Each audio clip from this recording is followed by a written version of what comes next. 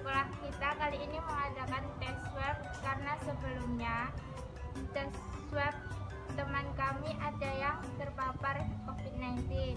Rasanya geli dan tidak sakit. Teman-teman tidak usah takut swab karena swab itu penting. Dan teman-teman jangan takut saat di swab karena di swab itu tidak sakit.